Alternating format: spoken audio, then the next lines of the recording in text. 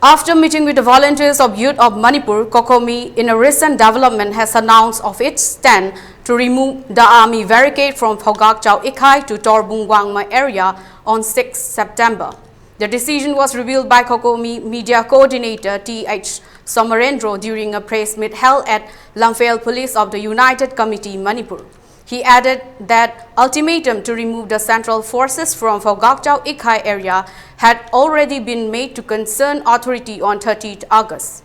Upon failure, the COCOMI, with joint support from the public, has decided to push back the army barricade on 6 September to Torbungwangma area. He added that the responsibility of any repercussions shall be borne by the state and central government. He also appealed to all people to extend support in its stand set for 6 September.